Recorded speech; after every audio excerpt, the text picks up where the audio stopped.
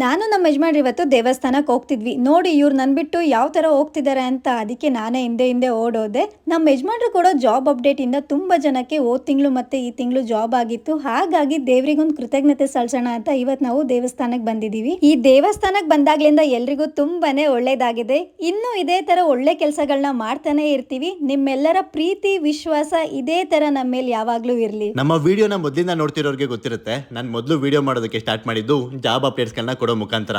ನಮ್ಮ ಫಾಲೋವರ್ಸ್ಗೆ ಯಾರಿಗೆ ಜಾಬ್ ಆದ್ರೂ ಕೂಡ ಪ್ರತಿ ತಿಂಗಳು ದೇವಸ್ಥಾನಕ್ಕೆ ಹೋಗಿ ನೆಲದ ಮೇಲೆ ಕೂತಿ ಊಟ ಮಾಡ್ತಾ ಇದ್ದೆ. ಇವತ್ತು ಕೂಡ ದೇವರಿಗೆ ಕೃತಜ್ಞತೆ ಸಲ್ಲಿಸೋ ಸಮಯ ಬಂದಿತ್ತು. ಯಾಕಂದ್ರೆ ಹೋದ ತಿಂಗಳು ಸುಮಾರು ಜನಕ್ಕೆ ಜಾಬ್ ಆಗಿತ್ತು. ಇವ್ರು ಪ್ರಸಾದ ತಿಂದ್ಮೇಲೆ ಅಲ್ಲಿನ ಜಾಗ ಕ್ಲೀನ್ ಮಾಡಿ ನಾನು ಅರಳಿಕಟ್ಟೆ ಪ್ರದಕ್ಷಿಣೆ ಹಾಕಿ ಇಬ್ರು ಕೂಡ ಅಲ್ಲೇ ಸ್ವಲ್ಪ ಹೊತ್ತು ಕೂತಿದ್ವಿ. ನಿನ್ನ ಪರಿಸ್ಥಿತಿ ಕೆಟ್ಟಿರುವಾಗ ಸಮಯ ಮತ್ತು ದೇವರನ್ನು ಬಲವಾಗಿ ನಂಬು, ಏಕೆಂದರೆ ಸಮಯಕ್ಕೆ ಕಲ್ಲಿದ್ದಲನ್ನು ವಜ್ರವನ್ನಾಗಿ ಪರಿವರ್ತಿಸುವ ಶಕ್ತಿ ಇದೆ.